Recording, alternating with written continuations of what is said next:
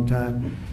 Perhaps most importantly, though, Bobby created a nationwide movement made up of millions and millions of mothers and fathers and young people and concerned citizens of every background who want to end and this horrible chronic disease crisis that exists in America. He's absolutely committed to getting dangerous chemicals out of our environment and out of our food supply and getting the American people the facts and the answers that we deserve. After years in which our public health system has squandered the trust of our citizens, and they really have. They don't trust us. They don't trust anybody, frankly. They've gone through hell. There's no better person to lead our campaign of historic reforms and restore faith in American health care. Bobby's going to do it. The United States spends more money in health than any other country on earth, but we're growing sicker every year. We're not as healthy as countries that spend just a fraction of what we spend, so there's something wrong. He's going to figure it out. In recent decades, we've seen staggering increases in cancer rates across all age demographics, including more than 40% increase in childhood cancer since 1975. Who can believe that? And an explosion in other chronic childhood illnesses. Not long ago, 1 in 10,000 people, children, had autism. Now it's 1 in 36. Think of that. 1 in 10,000. 1 in 10,000. Now it's 1 in 36. Who can believe that? There's something wrong. There's something wrong. And I think it's something that can be found out.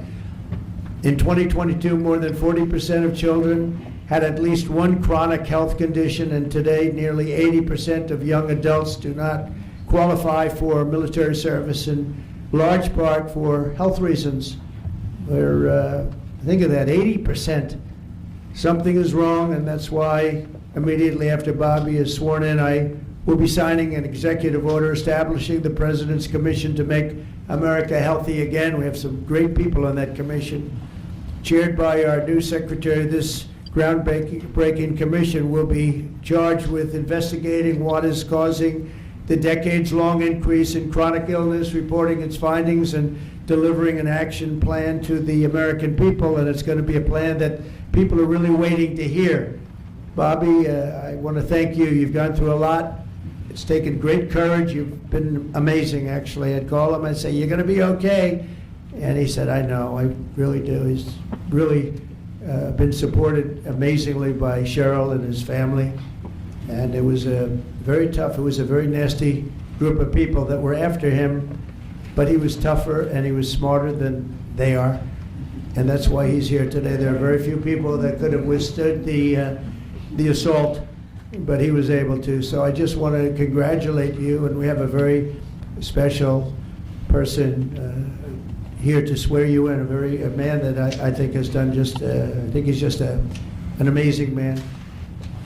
As you know, his name happens to be Gorsuch, and he's a member of the Supreme Court in extremely good standing. He's highly respected by everybody, and I didn't know, are you two friends or something, or did this just happen to be the justice? Did this just happen to be the luck of the draw? What happened? I reached out to him. Did you reach out? Well, you reached out to a very good man, so please, if you would. Thank you very much.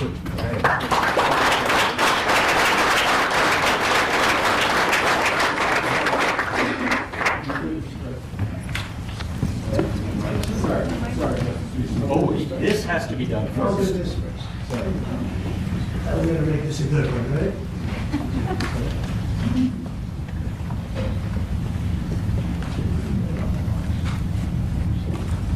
Okay, it's good so far. Good. It's a 10.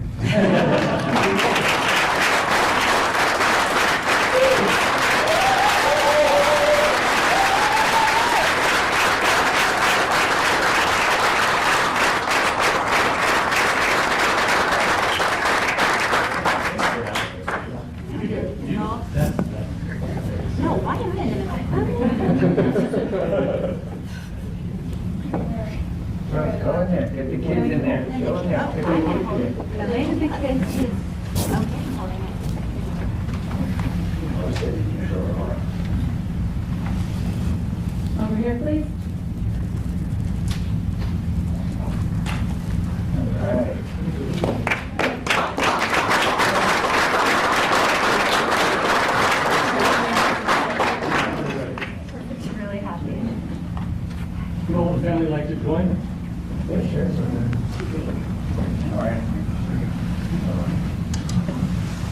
Place your left hand on the Bible and raise your right.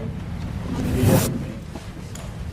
I, Robert F. Kennedy Jr., I, Robert F. Kennedy Jr., do solemnly swear do solemnly swear that I will support and defend that I will support and defend the Constitution of the United States the Constitution of the United States against all enemies, against all enemies, foreign and domestic, foreign and domestic, that I will bear true faith and allegiance to the same, that I will bear true faith and allegiance to the same, that I take this obligation freely, that I take this obligation freely without any mental reservation without any mental reservation or purpose of evasion, or purpose of evasion, and that I will well and faithfully discharge and that I will well and faithfully discharge the duties of the office the duties of the office on which I am about to enter. on which I'm about to enter. So help me God. So help me God. Congratulations, Mr. Secretary.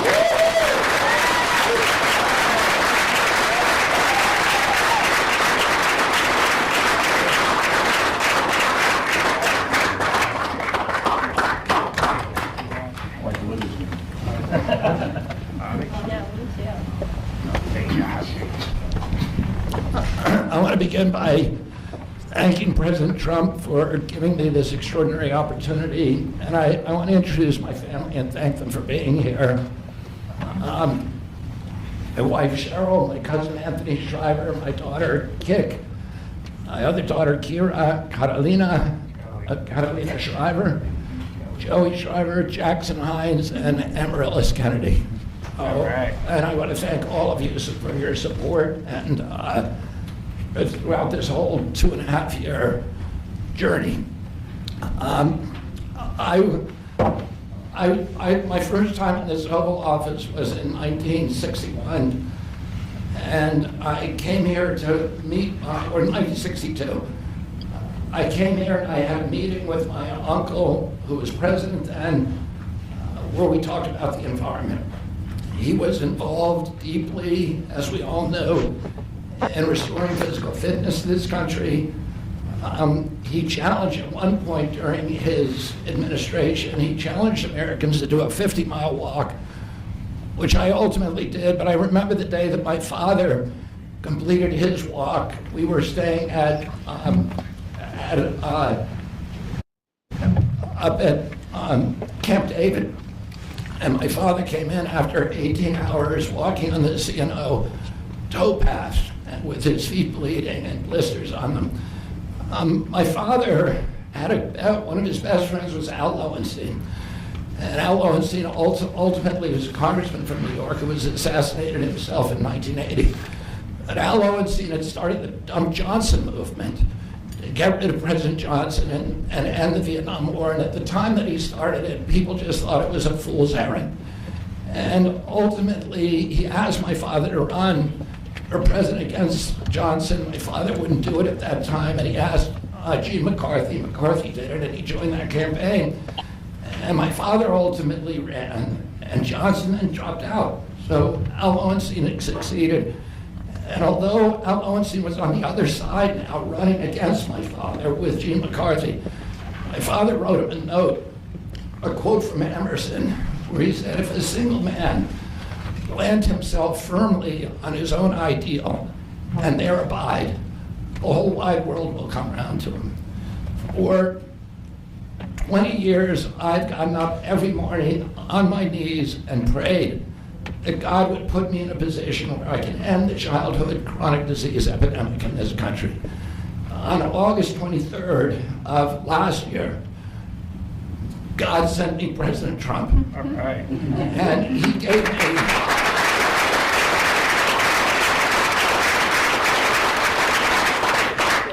he's now given me, he's kept every promise that he's made to me. He's kept his word in every account and gone way beyond it.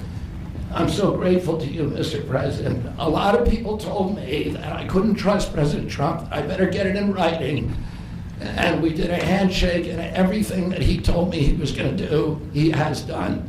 Right. And I'm so grateful to him, and I've told you before, I genuinely believe that you are a pivotal historical figure, and you are going to transform this country at a time when We see all of the indicia of democracy now in tatters in our country. We see the rise of the military-industrial complex, the rise of totalitarianism, these attacks on our Constitution, and this breathtaking epidemic that is disabling our people. President Trump has promised to restore the American dream in this country. A healthy person has 1,000 dreams. A sick person only has one. 60% of our population has only one dream, that they get better. President Trump has promised that he's going to restore America's strength. But we can't be a strong nation if we have a weak citizenry. If people are sick, 60% of our people are sick, 77%.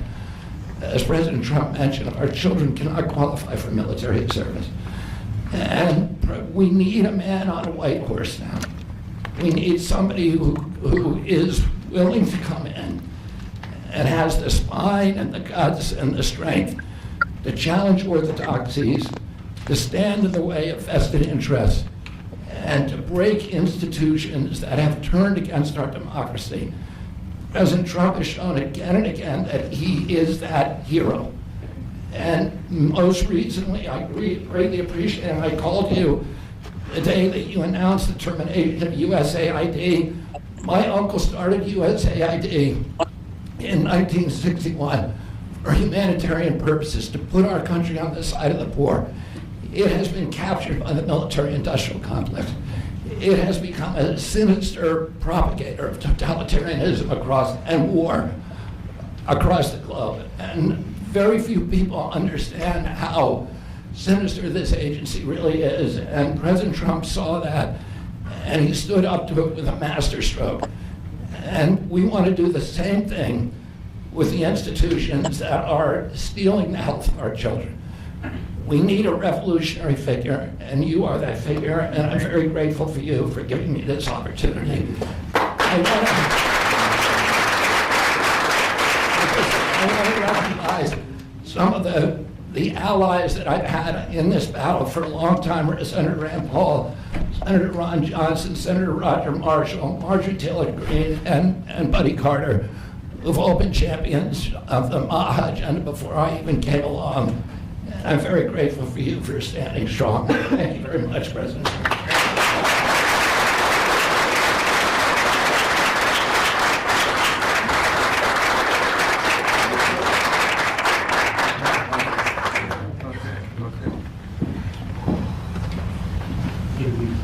Mr. Secretary, I'd like to ask, what plans do you have immediately at HHS now that you're sworn in, sir?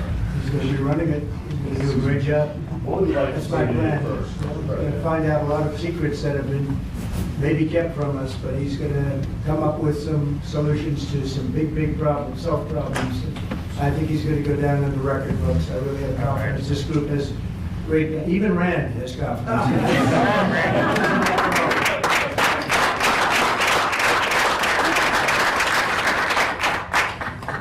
If I could ask you, Mr. Secretary, do you plan to fire anyone immediately, or what are your plans on day one, which I guess is today? Our plans are radical transparency and returning gold standard science to the NIH, the FDA, and CDC, to ending the corruption, ending the corporate capture of those agencies, getting rid of the people on those panels that have conflicts of interest.